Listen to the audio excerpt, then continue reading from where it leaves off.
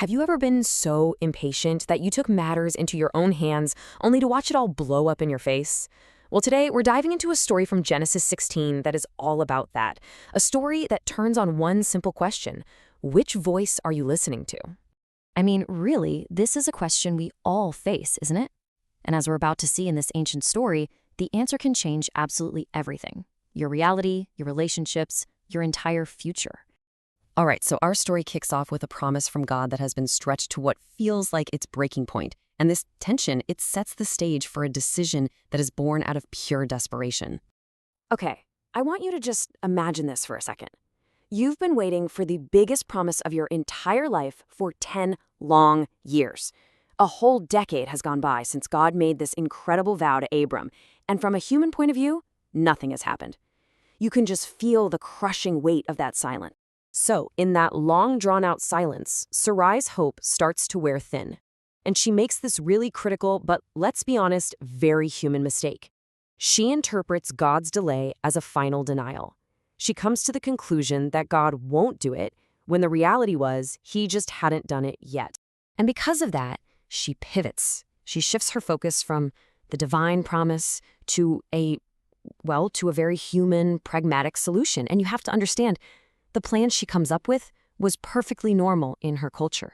It was logical, it was legal, it probably felt like a really smart way to, help God out a little.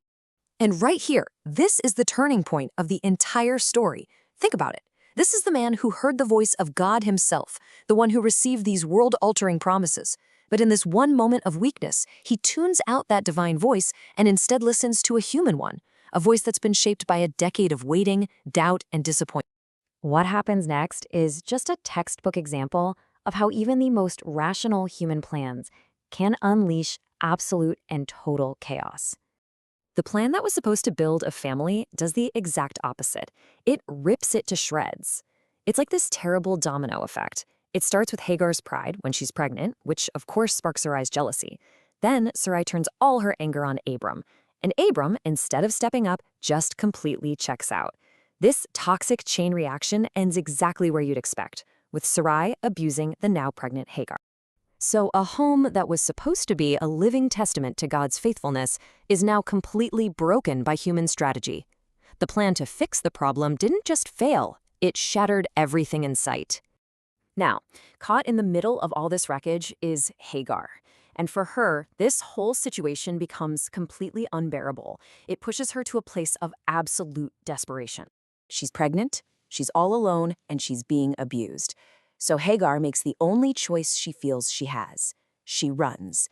She escapes the chaos of that home, only to run straight into the vast, empty, unforgiving wilderness. She has no destination, and, it seems, no hope at all. But it's right here, in this place of complete isolation and despair, that a different voice finally breaks through the silence. God's angel doesn't just bump into her. He calls her by name. He sees her for who she is, Hagar, servant of Sarai. And then he asks her this question, not because he doesn't know the answer, of course, but to give her the dignity of telling her own story, of being heard. So after listening to her, God gives Hagar this three-part message. And it starts with something incredibly hard. Go back. Go back to the source of your pain. But right on the heels of that difficult command, he gives her a life-changing promise, a future, a massive family. And finally, he gives her son an identity, a name. It's this incredible blend of hardship and hope. And that name, well, the name is everything. Ishmael. It literally means God hears. Her son's very existence, his very name, would be a permanent reminder that her cries, out there in the middle of nowhere, her pain, it was heard. And then, in this just stunning moment, Hagar, a servant, a foreigner, a woman with zero status, she does something incredible. She gives God a name, El Roi, the God who sees me. That name didn't come from some ancient scroll. It was forged in her own experience. At the exact moment she felt the most invisible, she discovered she was truly seen. So this brings us right to the heart of the entire story, this massive contrast between two different people, listening to two totally different voices. I mean, just look at the contrast. You've got Abram who listens to the voice of human impatience, and the result is chaos, blame, a broken home. Then you have Hagar. In her absolute worst moment, she listens to the voice of divine intervention, and the result is a promise, a future, and a whole new identity. And that's really the lesson here, isn't it? This story shows us that sometimes the greatest act of faith isn't just doing something.